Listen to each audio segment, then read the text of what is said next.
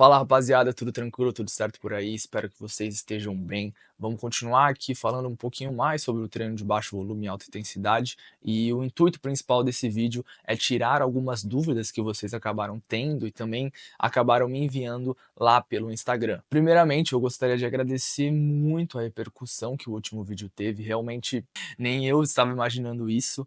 Foi algo realmente inusitado. E de fato, o principal intuito de tudo isso é simplesmente ajudar e retribuir um pouco daquilo que eu tive dificuldade no começo, e eu sei que muitos de vocês podem estar na posição que um dia eu estive, de não saber muito bem o que fazer, não entender muito bem como executar, como oscilar, como manipular as coisas, e com certeza simplificando aqui um pouco do que eu pude experienciar durante todo esse tempo, durante toda essa jornada que eu já tô aí basicamente 3 anos e meio, 4 anos treinando, eu acho que vai ser muito produtivo. E eu espero que vocês consigam entender e colher bons frutos disso. É claro que nem tudo são flores e eu ainda assim vou deixar o link aqui, eu também recomendo para quem tiver interesse, a minha consultoria, o meu acompanhamento individual, que abrange todas essas questões que vão impactar na sua evolução, tanto a parte nutricional, tanto a parte do treinamento, a parte da rotina. É um trabalho bem completo e totalmente feito por mim. Então, se você realmente tiver interesse, fica a seu critério.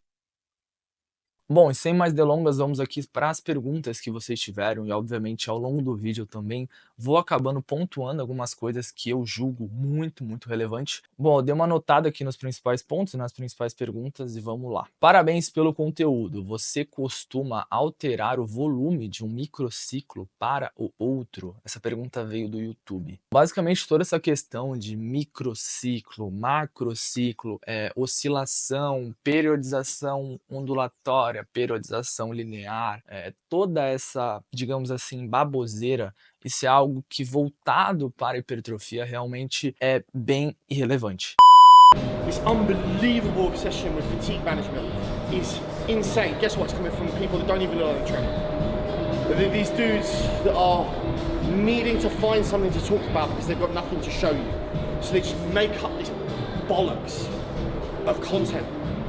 It's insane, and it's the same thing as like tracking your sleep and then being told that you're fatigued based on a readiness scale. Fuck off. I can't stand it.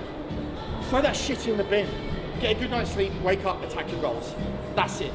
Like you don't need one of those things to tell you to go to bed earlier and then dictating like how hard you're going to train.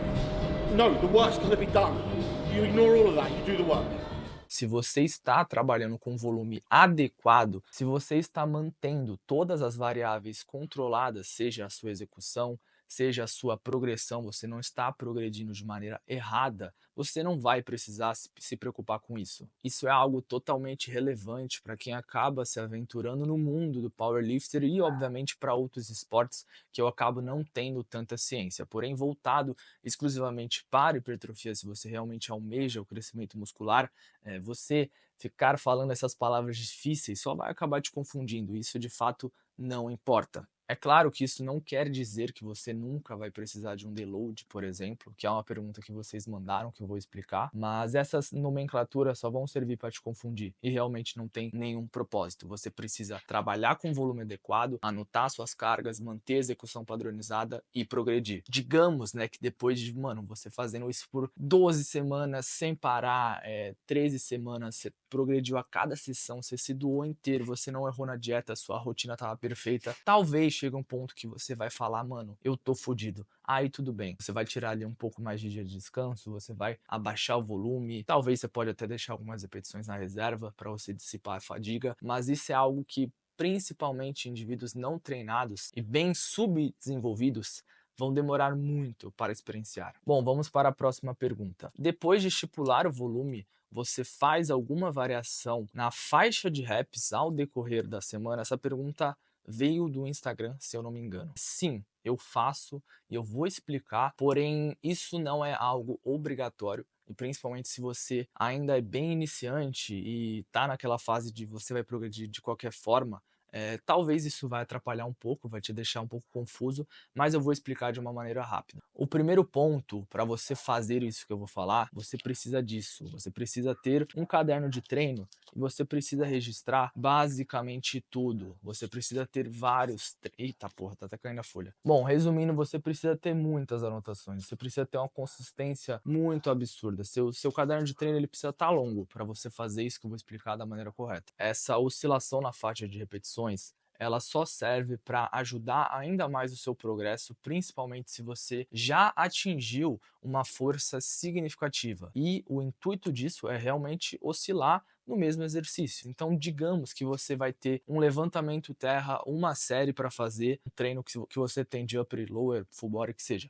Você tem uma série de levantamento terra. Aí no primeiro treino, por exemplo, você pode progredir 160 quilos para 5 repetições. Aí no próximo treino, você sabe que vai ficar difícil progredir de 5 para 6. Aí você pode recuar um pouquinho e trabalhar numa faixa de talvez 152 quilos para 8 repetições. Você basicamente vai ter uma progressão para cada número. Então eu acabo executando isso bastante em movimentos que eu trabalho com muita carga e representantes às vezes muito baixos, porque se eu ficar semana após semana tentando progredir um mesmo levantamento de 4 para 5 repetições máximas, de 5 repetições máximas para 6 repetições máximas, vai ficar muito difícil. Se você é muito subdesenvolvido, se você ainda é iniciante, você tá ainda pegando no ritmo, só ignora essa parte, só ignora essa pergunta. Porque se você tentar misturar muito, às vezes nem vai ser necessário, às vezes você nem se esforça muito, às vezes uma série sua de 5 repetições não são 5 repetições máximas. Então, eu faço isso, isso funciona porque literalmente todas as séries não são dispersadas. Então, quando eu faço 5, 6 repetições, é desse jeito aqui que vocês estão vendo em algum lugar. Bom, vou dar um exemplo aqui de como eu progredi em algumas semanas aqui para trás, já faz um tempinho isso, foi ano passado. Em novembro, eu executei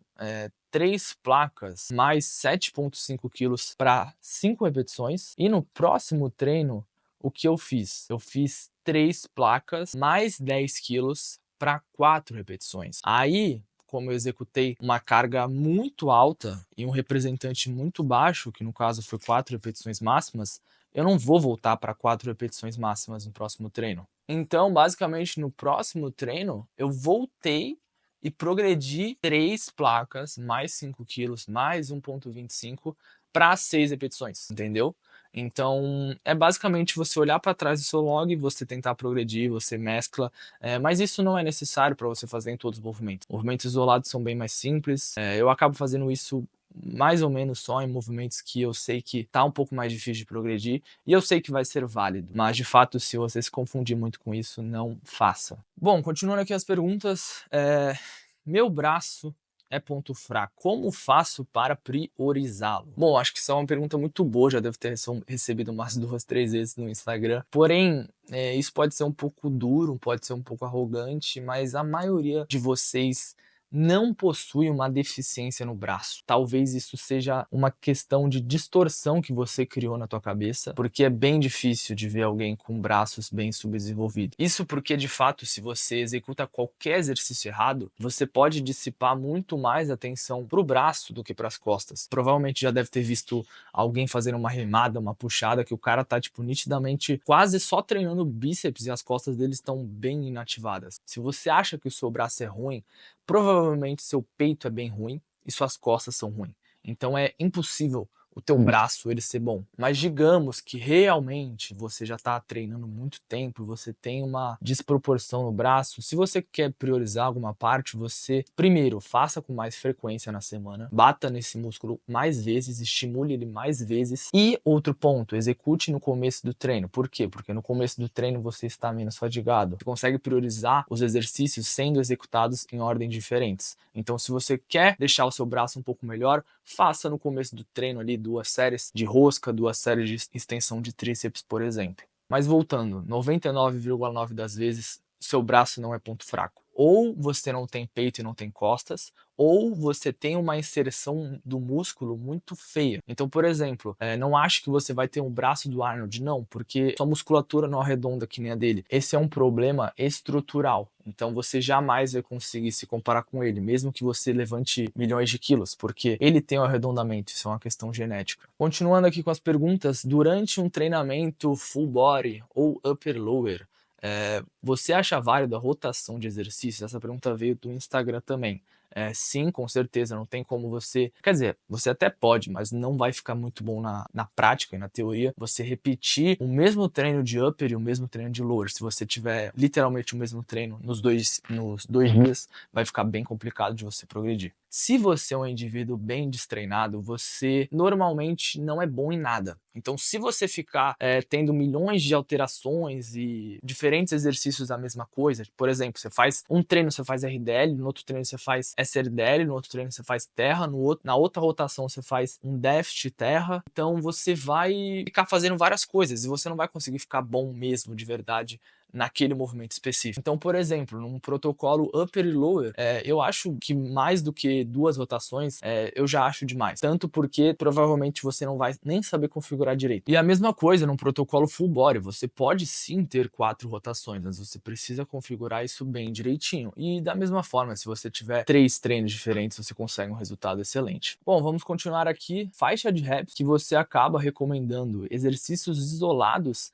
e exercícios compostos. Essa daqui também veio do Instagram. Cara, eu acho que hoje em dia, pela questão de ter muito conteúdo disseminado, seja no TikTok, seja no Instagram, eles acabaram, cara, demonizando repetições levemente mais altas. Então, isso é uma coisa que me deixa bem bravo até, tipo, eu nem aguento olhar. Eu até consumo o menos possível de conteúdo hoje em dia de treinamento, porque é muita merda e polui a cabeça. Basicamente, você não precisa demonizar nada. Então, se você consegue trabalhar de maneira eficiente em repetições mais baixas, eu te encorajo muito, porque elas vão ser mais estimulantes. Mas da mesma forma, se você é muito ruim no exercício, primeiro, você tem que aceitar que você é ruim. Você precisa fazer mais repetições. E isso é um erro muito comum que você vê na maioria das pessoas que têm dificuldades em movimentos. Eles executam o exercício de uma forma bem mais ou menos e eles não acabam tendo essa paciência de aprendizado. Isso é algo também que eu particularmente errei no meu começo ali na academia. Então você precisa justamente entender o que você precisa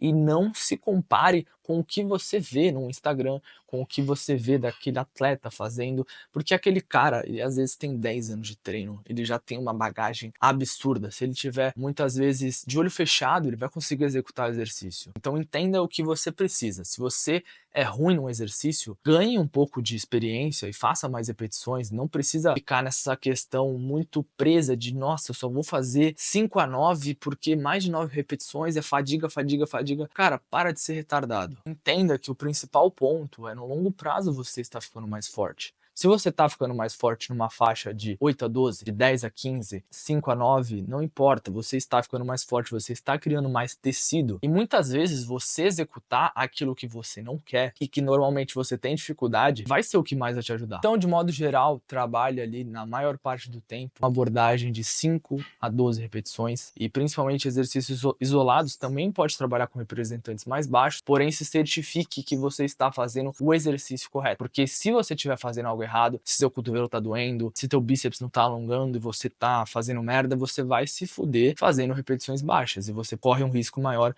de se machucar. Bom, seguindo aqui para as próximas perguntas. Quanto tempo em média dura uma sessão? As minhas sessões de upper ou lower, atualmente cerca de 1h40, 2 horas.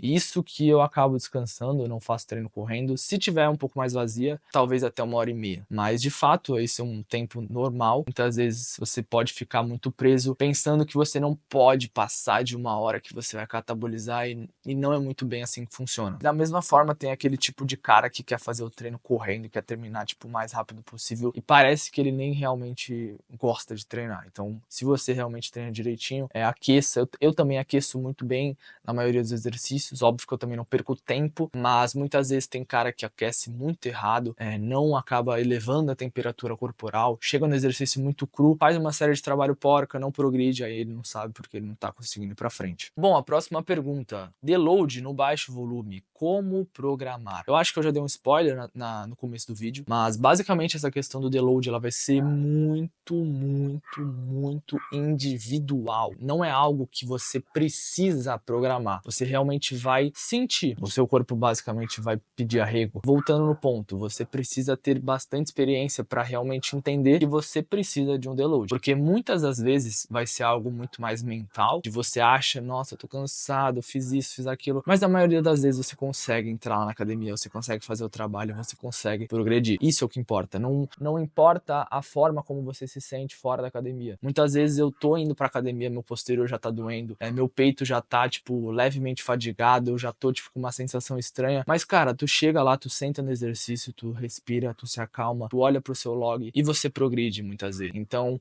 não seguir muito por sensações. E outro ponto que eu encorajo, saiba o seu limite. E a maioria das pessoas nem sabe, ela nem chega perto. Então, quando você realmente chegar no ponto de você tiver muita dificuldade para acordar de manhã, você tá todo quebrado durante 2, 3 dias, 4 dias seguidos, talvez você chegou perto do seu limite. Se você tiver uma recuperação boa, se você seguir sua rotina, não é algo que você vai precisar ficar fazendo tão frequentemente. E se você precisar fazer isso frequentemente, ou eu preciso uma descarga a cada 6 semanas, você está programando seu treino muito errado, você está usando um volume que você não pode se recuperar, ou você está se recuperando mal, você está dormindo mal, está comendo errado, está comendo pouco, então você obviamente vai precisar fazer um deload. Você executa alguma mobilidade antes do treino? Essa pergunta foi boa, veio ali no Instagram. Atualmente, quase não. Faço algumas coisinhas, principalmente quando eu vou treinar inferiores, mas é algo bem raso. Porém, eu não, entenda isso, eu não quero que vocês façam isso. Por quê? Porque eu sei muito bem que 99,9% das pessoas, elas são, de maneira grosseira, tortas. Isso é muito comum e é algo que eu experienciei demais no começo na academia. Então, de fato, você precisa entender e visualizar essas deficiências que a maioria das pessoas possui. Por que a maioria das pessoas possui? Pela questão da rotina modernizada. Muitas vezes você fica o dia todo sentado trabalhando. Pensa que você é um carro. Pensa que você é um carro. Se você deixa um carro parado, vai quebrar alguma peça, ele não está trabalhando, ele vai empoeirar. Da mesma forma, ele funciona se ele andar excessivamente. Então, se você usa um carro excessivamente, ele também pode quebrar. E o seu corpo, ele funciona da mesma forma. Se você não executar o movimento, você vai perder mobilidade, você vai perder força, você vai perder flexibilidade. Então, você precisa realmente, constantemente, deixar o seu corpo, expor o seu corpo nesses pequenos desconfortos. Para mim, por exemplo, hoje em dia, toda essa questão do treino, se você me perguntar pra mim, isso é uma frase que eu até falo bastante no Instagram, que é tudo muito simples. De fato é simples, mas é simples pra mim. Da mesma forma, você pergunta para um, sei lá, para um faixa preta, como que faz esse estrangulamento voador? Ele vai falar, mano, isso daí é fácil. Mas você não pode levar ele de ponto de referência, porque muitas vezes você tá em degraus muito abaixo. Então, de forma resumida, a maioria das pessoas são bem tortas. Então, eu tive muitas dificuldades, porque minha cabeça era projetada, queixo era para dentro, a minha coluna era totalmente dobrada, porque quando você fica muito sentado isso acontece. Meu quadril era muito rígido, então para treinar a perna era mais difícil. E você precisa entender e precisa procurar ajuda nesse quesito muitas vezes. Isso é algo que eu também acabo fazendo ali na minha consultoria, porque isso é extremamente importante. O seu corpo ele foi designado para ser de um jeito e você consegue ser mais forte e progredir melhor quando o seu corpo está alinhado. Entenda isso. Bom, encerrando por aqui a última pergunta. Como eu executo a respiração durante um hack ou leg press? Cara, isso é algo que eu vejo muitas pessoas fazendo de maneira equivocada, eu diria, e principalmente uma forma que não é tão eficiente, que é você respirar toda a repetição no topo. Então isso acaba fazendo com que na hora que você está no ponto embaixo, no ponto de máximo alongamento do exercício, você não está já com muito fôlego. O principal ponto disso é que você não faz a série da maneira correta, porque isso também é uma dificuldade que eu vou emendar, mas entenda que o movimento ele precisa ser contínuo. Você não faz uma repetição, respira 2 segundos, faz outra, uma repetição, 2 segundos. O movimento ele é sempre contínuo. Então basicamente o ritmo que você vai executar nas suas séries, todas as suas séries, ele vai ser basicamente 3, 0, 1, 0. Que porra é essa? 3 segundos de fase excêntrica, 0 segundos na fase de alongamento, que seria a pausa, né? No alongamento você não vai fazer pausa no alongamento. 1 segundo de fase concêntrica explosiva e 0 segundos de pausa na contração, ou seja, seria pausa em cima. Você não vai pausar na hora que você tiver, por exemplo, no agachamento em cima. Se agachou, você já desce de novo. Então o movimento ele precisa ser assim. E basicamente a forma de respiração que você vai executar, que vai ser mais eficiente, é a respiração excêntrica. Ou seja, quando você estiver descendo, você desce respirando, puxando pelo nariz. Na hora que você chega no máximo alongamento, você vai travar a respiração. Aí sim você vai subir, fazendo a fase concêntrica explosiva, segurando a respiração, e no final da fase concêntrica, você vai soltar o ar. Isso é uma dificuldade que muitas pessoas têm, porque elas não respiram de maneira ideal durante os movimentos. Então, se você, por exemplo, não respira adequadamente numa luta, você vai ficar mais afobado, você vai começar a fazer coisa que você não faz, você vai começar a fazer golpe errado, e durante a sua série é a mesma coisa. Se você não tiver uma respiração contínua e você não tiver sobre controle disso, você vai começar a ficar desesperado. Principalmente treinando perna, isso é algo extremamente comum. E exatamente por isso que você vê muito pouco das pessoas com membros inferiores desenvolvidos. Bom, esse foi o vídeo, rapaziada. Espero que vocês tenham gostado. Espero que tenha ajudado um pouco vocês, dado uma luz em algumas questões. Principalmente se vocês tiverem alguma dúvida, sugestão, qualquer coisa, podem colocar aqui nos comentários, tá? Tamo junto e é nóis.